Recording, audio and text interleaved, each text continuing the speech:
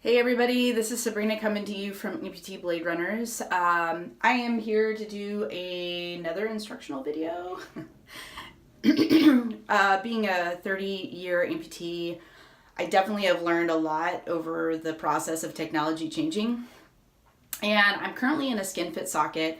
You might be kind of familiar with something like this, where you just have a flexible inner liner, and then of course you just have one of these Lyn valves. To like whenever you push in, you just kind of place it in there and it'll hold your suction for you. One of the things that I've noticed though is that after you use the Lyn valve for a while, you start losing suction. And the reason is because the inside's not clean. You can clean the outside all you want, but if the inside's not clean, it's not going to hold suction for you. And that's really hard when you're a skin fit amputee.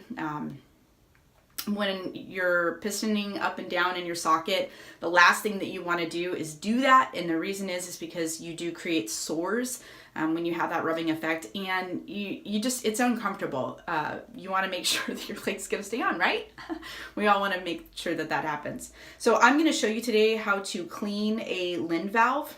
One of the biggest things that I recommend to you guys, and I will post the part number. This is an SBS product, super easy thing to order through SBS.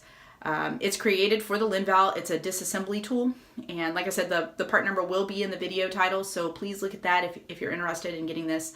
This has made cleaning these valves so much easier. I've been shown how to clean these valves 3 different times. And I will say that that makes it the most effective cleaning, but 2, it also makes sure that you're not damaging the actual valve itself by like using pliers to try and get it apart. Again, you have to take it apart in order for you to get the inside clean. So with that being said, just make sure that if you do have these Lyn valves that you are able to do that. All right, let me get to showing you. Okay, so these are some of the utensils or tools that I use in order for me to clean this Lyn valve.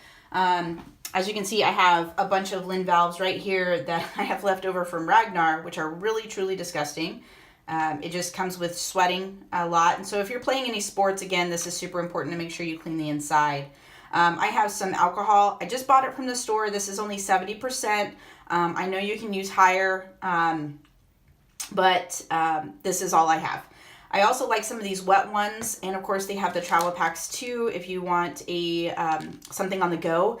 I do heavily recommend that once you do any workouts or any running that you take your leg off right away after you're done and wipe it out. Wipe your skin off too, because that sweat will soften your skin and possibly create sores. And we'll talk about that at another time. But anyways, those are some of my favorite things to have. I also have an old toothbrush because sometimes you have some small parts in there that you need to try and get some of the lotion off. And an old toothbrush, of course, as you can see, it's a Colgate Trolls one. It's my daughter's. We don't use anymore, thankfully. I have a little container here. I like using glass instead of plastic for alcohol, just because I know that alcohol can do a number on some plastic bags. But the glass is good because you're going to fill this up with some alcohol and let them soak for about 5 to 10 minutes. And of course, I have my assembly tool, which is super important. So first things first, if I'm going to be doing any of the valves, let me pick one that's really, really nasty because I want to show you what it looks like on the inside. Okay, so all I'm going to do is, this is the button side up. I want to make sure that I place it. So this is the flat end, will go on the bottom. I'm going to put it right here. Okay, and all it is it's just touching the top of the valve. It's not touching the bottom of the valve. And the bottom of the valve is actually what's going to pop out for you. So you're probably wondering what this comb is for, and I'm about to show you. You can pick pretty much any object. I do recommend plastic because you don't want to put any holes in the plastic. But all I'm going to do is I'm going to tap or bang, however you want to do it, on this button right here, and the bottom will just go ahead and pop out the bottom. Okay, so I'm just going to give it a nice tap, and as you can see, it came apart. So here's the bottom. As you can see, I have some blood, some lotion. Let's just say Ragnar was good this year in more ways than one. But I want to get all of that grossness out because this is affecting the ability of this valve to hold suction. So I definitely want to make sure that I get that all clean. You do have some small parts in here, and I'll show you how to put it back together. But you do have the button, you have the top. You can also take this ring off. I haven't found much issue with that. And then of course you have the base. You have this, this is part of the valve that holds suction. And then of course you have a spring in order for it to do that. So first off, what I'm gonna do is I like to kind of knock all of the dried up cakey stuff off with my toothbrush. You can use this again after it's been soaking in alcohol if you still have some residuals kind of hanging out in there. But I want to kind of get that all off first. So all I'm going to do is I'm just going to kind of dust that off. It looks kind of clean. Make sure that you have, there's little holes that are here in here, obviously to keep the suction going through any air that can be locked in there. Once I have that done, I'm just going to pop them into my container. I have a lot of stuff on this. The alcohol will help knock it off. Sometimes I'll just take my nail, but this is pretty caked on. So I'm just going to let that soak in the alcohol. Obviously my springs, sometimes you'll get some lotion in there you want to get out. And then of course, just making sure that I don't have anything in here. Okay, so since I'm going to be doing multiples, I'm going to go ahead and get these all taken apart. I'll show you one more time. Let me see if I can get another nasty one because the nasty ones are the best. Here we go. Here's another nasty one. So again, just taking my brush, I'm just going to hit that button and then the bottom's going to pop out. And there we go. Again, you know, see, this is all affecting the suction. So I want to get all of this out. I got some ointment, some lotion, some blood in there too. So let me clean up the rest of these. I'm going to go ahead and get them into this container, and then I'll show you what happens next. Okay, so now that I have my valves soaking in some alcohol, which I typically leave it probably longer than 5 to 10 minutes, but about 10 minutes is probably good. So that it's nice and clean, but if you want to leave it for a little bit longer, you can. Just remember, these will have to dry out, so you want to allow yourself some time to let them dry before you put them back together. I do have some wipes here that I'm going to show you. One of my favorite activities to do, and when I say favorite, I'm being facetious, but at the same time, it's important. One of the things that I'll do while I'm waiting for my valves to sit for a while is clean out this inside valve lock. I want to make sure that this gets clean before I put all of these nice clean valves back in. And as you can see, this is one of my first skin fit sockets, so I really didn't understand the concept of how to clean it, but I'm going to go ahead and show you now that I know.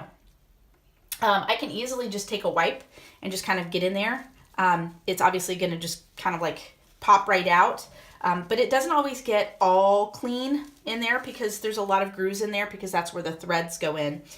So if you can't get it with a wipe, which I typically do every single time I take a shower, I'll wipe out the inside of my flexible liner, and then of course I'll get this valve as well because that's where it all kind of accumulates.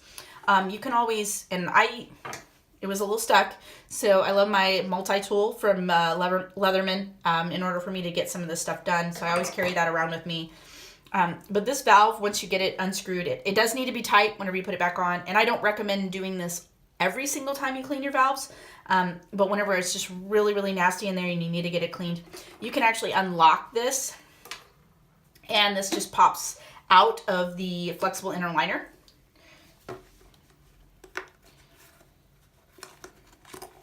And you can actually just go ahead and stick that in there too. Again, you want to allow time for this to dry. So if you are doing it at night, that's probably the best time to do it. Okay, so it's been several hours that I've allowed these to dry.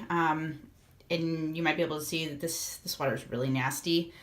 This is just the leftover alcohol water, so I'm going to go ahead and dump that. I did use my toothbrush a little bit just to get some of the crusties off, but now I'm going to go ahead and put them back together. So you're going to want to start with the base, which is one of these that has the little center in it. And then you're going to take, let me move this a little bit over here so you can see. Then you're going to take one of these. This is kind of like one of the shims that go in there. You're going to place it with the gray part up, okay? And then you're going to go ahead and put one of your springs on. And then you're going to go ahead and grab one of the tops, okay? Now the button's not in there, so you're going to have to take one of these small ones and you're going to have to put it inside of it. Okay, this is ultimately what's going to turn into the button, okay? So what I do, oh, hold on. What I do is I try and line up my spring with my button. And all you have to do is push down until it clicks. Let's see. Looks good. And then I double check to make sure that it sounds good. If it's super squeaky or it sounds like it's still dirty, it could be a defective one, but it also could be that you might have put it together wrong. So it should sound relatively quiet whenever you push the button. So let me show you one more time. Okay, so you have the base, you have the shim, you have the spring, you have the top with the button. Line it up with your spring, and then all you have to do is put pressure and you'll hear the snap. And then again, just check it, relatively quiet, and you're good.